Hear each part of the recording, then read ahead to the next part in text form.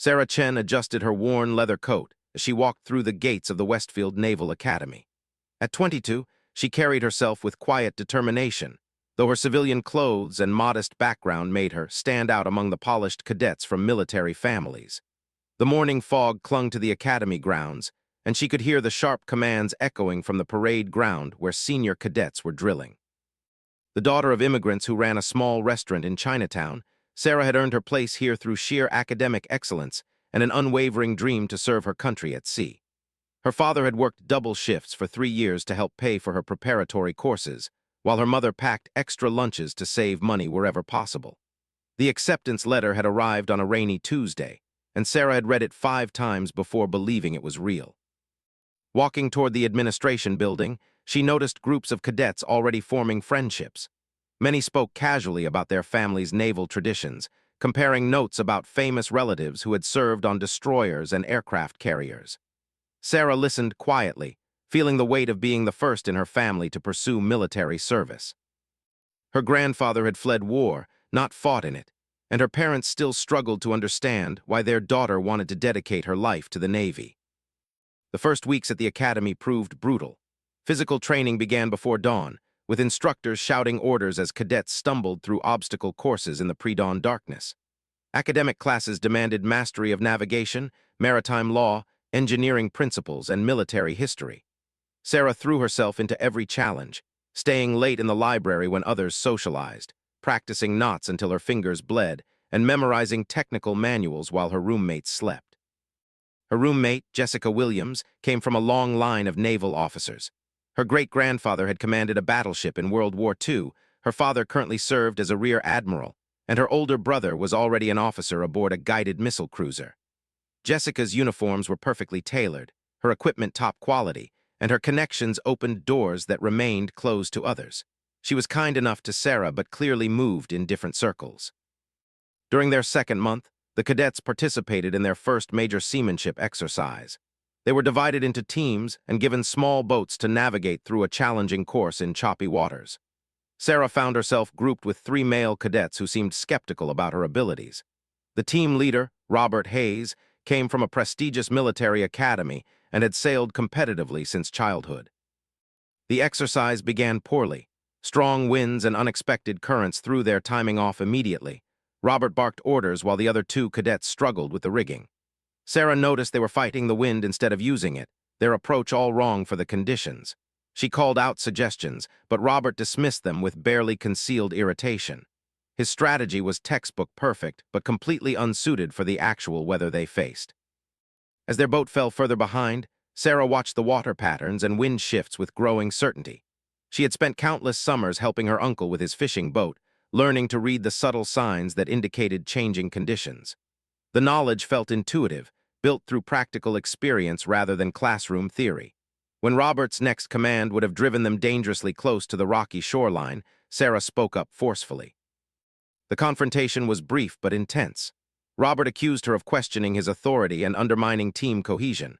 The other cadets looked uncertain, caught between following orders and avoiding obvious danger. Sarah stood her ground, explaining exactly why his approach would fail and what they should do instead. Her voice remained calm but firm, backed by absolute confidence in her reading of the situation. Reluctantly, Robert agreed to try her strategy. Within minutes, their boat began moving smoothly through the water, catching favorable winds and riding currents that pushed them forward instead of fighting against their progress. They passed 2 other teams and finished the exercise in 4th place overall, a remarkable recovery from their disastrous start. The instructor noted their improvement in his debrief, but didn't single out any individual contributions. That evening, word spread through the dormitory about Sarah's performance during the exercise. Some cadets expressed grudging respect for her seamanship skills, while others dismissed it as lucky guessing. Jessica mentioned that her father always said real leadership emerged under pressure, and Sarah had certainly demonstrated something important that afternoon. The comment was casual, but Sarah treasured it as recognition from someone who understood naval excellence. The academic year continued with increasing demands. Sarah excelled in navigation and meteorology, subjects that drew on her intuitive understanding of maritime conditions. Her engineering courses proved more challenging, requiring her to master complex technical systems through pure study since she lacked hands-on mechanical experience. She spent extra hours in the workshop, staying late to practice with equipment until the concepts became second nature. Her tactical studies instructor, Commander Peterson, was a gruff veteran who had served on submarines during tense Cold War patrols. He pushed all students ruthlessly, but seemed particularly demanding of Sarah, questioning her assumptions and forcing her to defend every strategic decision. Initially, she worried he doubted her capabilities, but gradually realized he was preparing her more thoroughly than others, recognizing potential that needed careful development. During a complex tactical simulation, Sarah found herself commanding a virtual destroyer squadron facing multiple threats. The scenario was designed to test decision-making under extreme pressure, with limited information and rapidly changing conditions. As enemy contacts appeared on radar screens and communications channels crackled with urgent reports, Sarah felt a strange, calm settle over her mind. She processed the incoming information systematically, identifying patterns and probabilities while tracking multiple moving pieces across the tactical display. Her orders came clearly and precisely, positioning her ships to maximum advantage while maintaining flexibility for unexpected developments. When the simulation ended, her squadron had achieved complete mission success with minimal losses, a result that impressed even Commander Peterson. The achievement marked a turning point in how other cadets viewed Sarah. Respect replaced skepticism, and study groups began including her as an equal rather than an outsider who needed accommodation. She formed genuine friendships with cadets who appreciated her unique perspective and calm effectiveness under pressure. Her confidence grew as she realized her unconventional background provided valuable insights rather than just obstacles to overcome. As her first year concluded, Sarah reflected on how much had changed since that foggy morning when she first walked through the academy gates. The shy restaurant owner's daughter had evolved into a confident naval cadet with demonstrated leadership abilities. Her academic standing placed her in the top 10% of her class, and instructors spoke positively about her potential for future command responsibilities. Summer break provided an opportunity for her first real shipboard experience. Sarah was assigned to the USS Constellation, a guided missile cruiser conducting training exercises off the Pacific coast. The transition from classroom theory to actual naval operations proved exhilarating and humbling in equal measure. Everything moved faster aboard ship, and the consequences of mistakes carried real weight rather than just academic penalties. Her supervising officer was Lieutenant Commander Maria Santos, a tough but fair leader who had worked her way up from enlisted ranks. Santos recognized something familiar in Sarah's determined approach and took extra time to explain the subtle aspects of shipboard operations that weren't covered in textbooks. Under her guidance, Sarah learned to navigate the complex social dynamics of naval hierarchy while maintaining her authentic leadership style. The summer deployment included a port visit to Pearl Harbor, where Sarah stood on the deck overlooking the memorial and felt the full weight of naval tradition settling on her shoulders. The young woman who had once felt like an outsider now understood she was part of something much larger than herself, a continuous chain of service stretching back through generations of sailors who had defended their nation's interests on distant seas. Returning to the academy for her second year, Sarah carried herself with new confidence born from practical experience. Her civilian background no longer felt like a disadvantage, but rather a unique strength that brought fresh perspectives to traditional problems. She had proven herself capable of excellence in the demanding world of naval service, and her future stretched ahead with unlimited possibilities for growth and achievement. Lieutenant Sarah Chen gripped the bridge railing as the USS Defender cut through heavy swells in the South China Sea. 5 years had passed since graduation, and she now served as the ship's navigation officer under Captain Morrison, a seasoned commander known for his tactical brilliance and demanding standards. The destroyer was conducting freedom of navigation operations in disputed waters, a mission that required constant vigilance and diplomatic sensitivity. The bridge buzzed with controlled activity as radar operators tracked multiple contacts, while communications specialists monitored radio frequencies for signs of hostile intent. Sarah coordinated with the helmsman to maintain their planned course while adjusting for weather conditions that threatened to push them off track. Her reputation for precise navigation had grown throughout the fleet, and younger officers often sought her guidance during challenging operations. At 27, Sarah had established herself as one of the Navy's most promising junior officers. Her fitness reports consistently rated her performance as exceptional, and she had completed advanced training in anti-submarine warfare, surface combat systems, and maritime law enforcement. Captain Morrison relied heavily on her judgment during complex operations, often soliciting her opinion before making critical tactical decisions. The current mission involved escorting a convoy of merchant vessels through waters claimed by hostile nations. Tensions had escalated recently following several incidents where foreign naval forces had attempted to intimidate commercial shipping.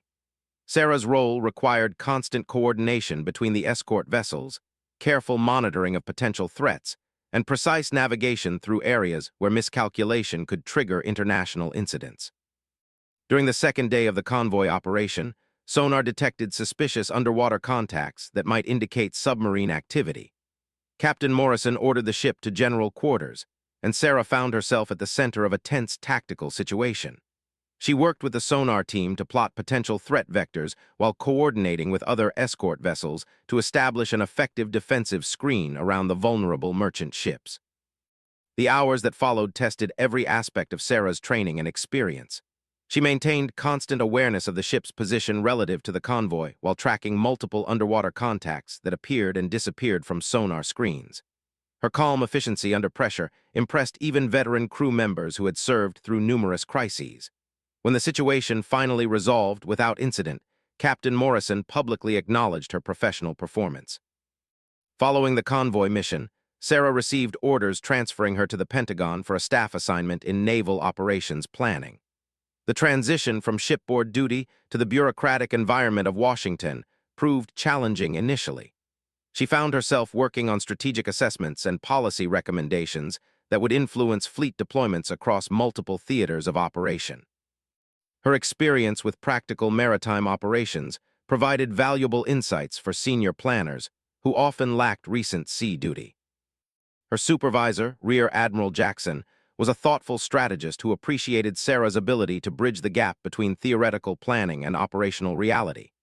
He assigned her to work on contingency plans for various crisis scenarios, tasks that required detailed knowledge of ship capabilities, geographical constraints, and political considerations.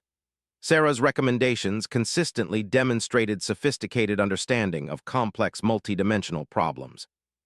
During her Pentagon assignment, Sarah also pursued advanced education opportunities, earning a master's degree in international relations while maintaining her demanding work schedule. Her thesis examined the evolution of maritime strategy in an era of changing technological capabilities and shifting geopolitical alignments. The research deepened her understanding of how naval power supported broader national objectives and influenced global stability. Her academic achievements and professional performance led to selection for the Naval War College, an honor reserved for officers identified as having exceptional potential for senior leadership roles. The intensive year-long program challenged Sarah to think strategically about complex national security issues while developing her skills in joint operations planning and diplomatic engagement. She graduated with distinction and was recognized by faculty as an outstanding strategic thinker. Returning to sea duty as a lieutenant commander, Sarah was assigned as executive officer aboard the USS Vigilant, a state-of-the-art destroyer equipped with the most advanced combat systems in the fleet. Her commanding officer was Captain Rodriguez, a demanding leader who expected excellence in every aspect of ship operations. Sarah thrived in the challenging environment, demonstrating exceptional ability to manage complex systems while maintaining crew readiness and morale. The ship participated in major multinational exercises that tested interoperability between allied naval forces. Sarah played a key role in coordinating operations involving ships and aircraft from 6 different nations, each with distinct procedures and communication protocols. Her diplomatic skills and technical expertise helped overcome numerous challenges that could have compromised mission effectiveness. Allied commanders specifically mentioned her contributions in their after-action reports. During a humanitarian relief operation following a devastating typhoon in the Philippines, Sarah coordinated the ship's disaster response efforts with remarkable efficiency. She worked directly with local authorities and international relief organizations to ensure that supplies and medical assistance reached the most critical areas. Her ability to manage complex logistics while maintaining sensitivity to cultural differences earned praise from both military superiors and civilian partners. The relief operation also provided an unexpected opportunity for Sarah to demonstrate her leadership capabilities under extreme pressure. when the ship's commanding officer fell seriously ill and required immediate medical evacuation. She assumed temporary command during a critical phase of the relief effort. For 3 days, she commanded the destroyer while coordinating multiple helicopter operations and managing relationships with international partners. Her performance during the emergency command period impressed Admiral Thompson, the task force commander, who later wrote a personal letter of commendation that was included in her service record. The experience of commanding a major naval vessel, even temporarily, provided Sarah with confidence and credibility that would prove invaluable throughout her future career. She had demonstrated that she possessed the judgment and presence necessary for the most demanding leadership responsibilities. Promotion to commander came with assignment as commanding officer of the USS Intrepid, a guided missile frigate with a crew of 200 sailors. Taking command of her own ship represented the culmination of years of preparation and professional development. Sarah felt the weight of responsibility as she assumed authority for the vessel and the lives of everyone aboard. Her first address to the crew emphasized her commitment to mission excellence and crew welfare. Under her command, the USS Intrepid achieved the highest readiness ratings in the squadron and earned recognition for outstanding performance during multiple deployments. Sarah implemented innovative training programs that improved crew proficiency while maintaining high standards of discipline and professionalism. Her leadership style combined demanding expectations with genuine concern for individual development and welfare. The ship's most significant test came during a counter-piracy operation off the coast of Somalia. Sarah led her crew through a complex rescue mission that freed hostages from a hijacked merchant vessel while capturing the pirates without casualties on either side. The operation required precise coordination between the ship's boarding party, helicopter support, and international naval partners. Sarah's tactical decisions and calm leadership under fire earned widespread recognition within the naval community. Her success as a commanding officer led to selection for promotion to captain and assignment to command a destroyer squadron consisting of 4 ships and over 1,200 personnel. The position required her to think beyond individual ship operations to consider how multiple vessels could work together to achieve strategic objectives. Sarah excelled in the role, developing innovative tactics that enhanced the squadron's effectiveness while building strong relationships with her subordinate commanding officers.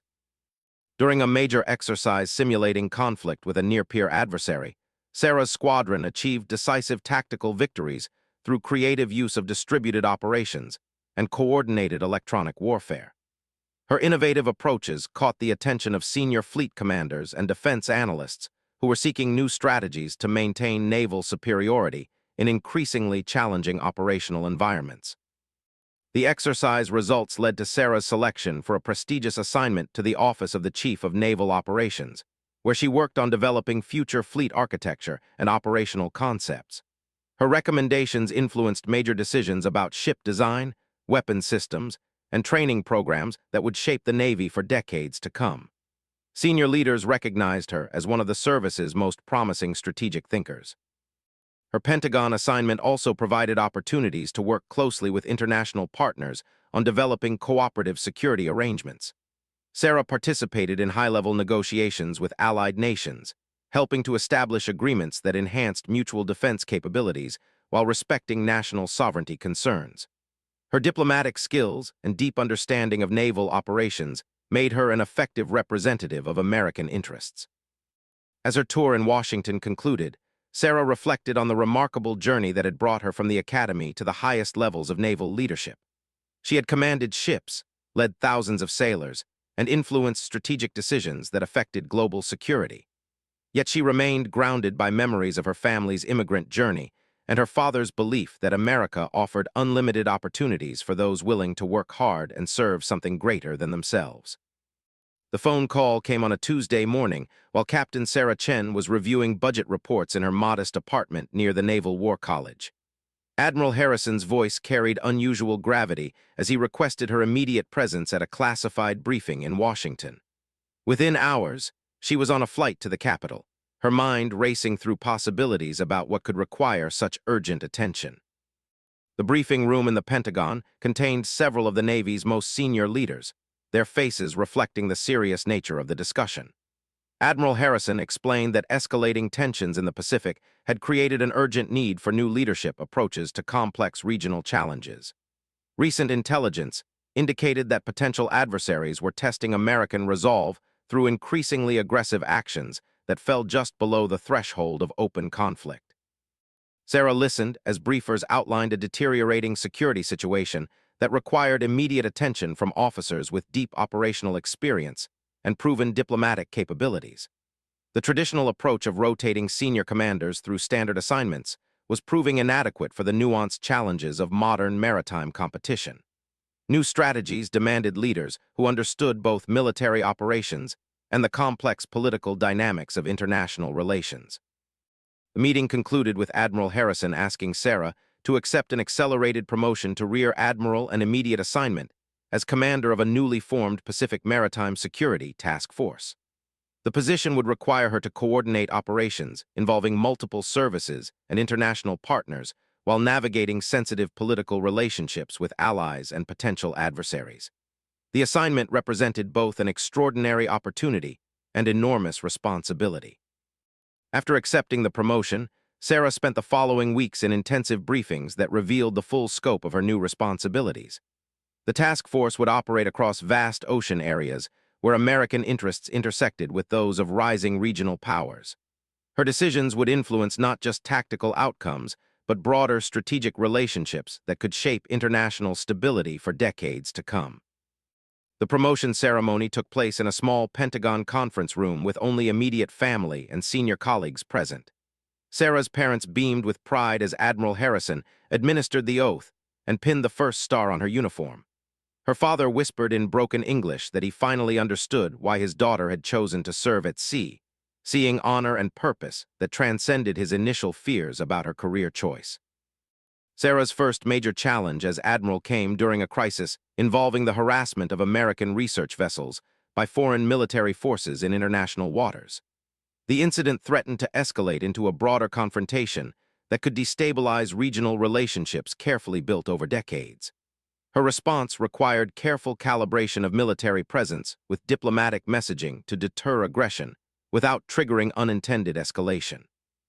She positioned naval assets to demonstrate American resolve while opening communication channels that allowed all parties to step back from confrontation without losing face. The crisis resolution earned praise from both military superiors and State Department officials, who appreciated her sophisticated understanding of the intersection between military power and diplomatic objectives. The incident established her reputation as a leader capable of managing complex multidimensional challenges. Her success in crisis management led to increased responsibilities as tensions continued to rise throughout the region.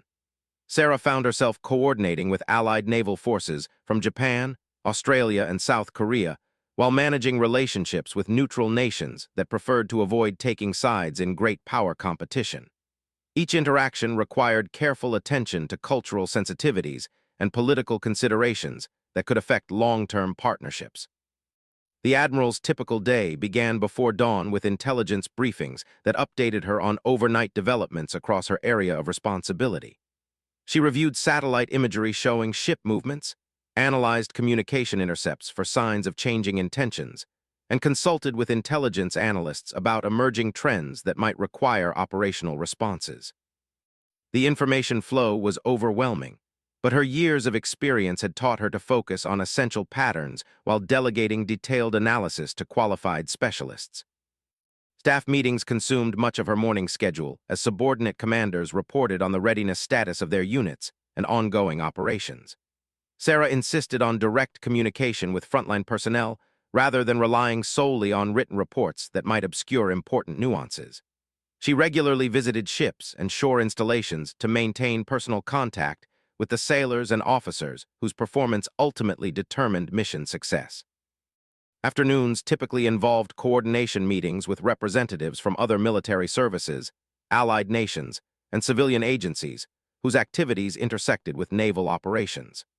These discussions required Sarah to think beyond traditional military considerations to understand how her decisions might affect economic relationships, environmental concerns, and humanitarian obligations. The complexity demanded constant learning and adaptation to new challenges. Her approach to leadership emphasized empowerment of subordinates while maintaining clear accountability for results. Sarah believed that junior officers learned best when given meaningful responsibilities backed by appropriate support and guidance. She made herself available for consultation on difficult decisions while encouraging creative problem-solving that drew on diverse perspectives and experiences. The Admiral's reputation for effectiveness attracted attention from journalists and academic researchers studying modern naval strategy. Sarah participated in carefully managed media interviews and conference presentations that helped explain American naval policies to international audiences. Her articulate communication style and obvious expertise made her an effective spokesperson for broader strategic objectives. During a major international maritime security conference, Sarah delivered a keynote address that outlined her vision for cooperative approaches to shared challenges in the maritime domain. She emphasized that no single nation possessed the resources necessary to address complex problems like piracy, environmental degradation, and humanitarian crises. Effective solutions required sustained cooperation based on mutual respect and shared interests rather than zero-sum competition. The speech earned standing ovations from representatives of over 30 nations and was later cited in academic publications as a model for strategic communication in an era of great power competition. Foreign naval officers approached Sarah privately to express appreciation for her inclusive approach that recognized legitimate interests of all parties while firmly defending American principles and commitments. Her growing international reputation led to an unexpected invitation to participate in a highly classified diplomatic initiative aimed at preventing conflict through direct communication between military leaders from potential adversary nations. The meetings took place in neutral locations under strict security protocols that protected all participants from political repercussions while allowing frank discussion of mutual concerns. Sarah found these conversations both challenging and enlightening as she engaged with foreign officers who had achieved similar positions through different cultural and political systems. Despite fundamental disagreements about governance and international law, they shared common professional values and genuine concern for preventing catastrophic conflicts that would devastate all parties. The personal relationships developed during these meetings created communication channels that proved invaluable during subsequent crises. The most severe test of Sarah's leadership came when a routine patrol mission resulted in a collision between American and foreign naval vessels in disputed waters. Both sides suffered casualties, and initial reports suggested that the incident might have been intentional rather than accidental. Political tensions escalated rapidly as domestic audiences in both countries demanded strong responses from their governments. Sarah immediately deployed to the scene to personally investigate the incident while establishing direct communication with her foreign counterpart to prevent further escalation. Her careful examination of evidence and witness testimony revealed that the collision resulted from miscommunication and mechanical failure rather than hostile intent. She worked with the foreign commander to develop a joint statement that accurately described events while allowing both governments to avoid inflammatory rhetoric. The successful resolution of the crisis demonstrated Sarah's exceptional ability to manage complex situations where military, diplomatic, and political considerations intersected. Senior officials in Washington recognized that her unique combination of operational experience, strategic thinking, and diplomatic skills made her invaluable for addressing the challenging security environment of the 21st century.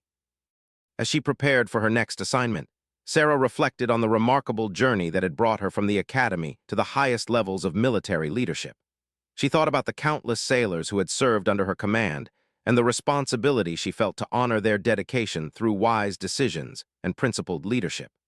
The scared young cadet who had once worried about fitting in had become one of the Navy's most respected strategic leaders. The morning news carried reports of her promotion to Vice Admiral and assignment as Deputy Chief of Naval Operations for Strategy, Plans, and Policy.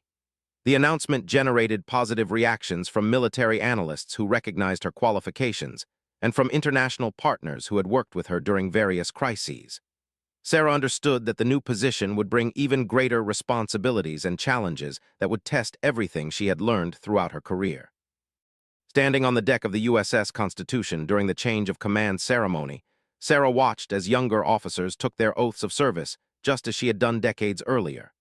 She saw in their faces the same mixture of determination and uncertainty that she remembered from her own early days. The continuity of service and commitment across generations gave her confidence that the Navy would continue to protect American interests while adapting to whatever challenges the future might bring.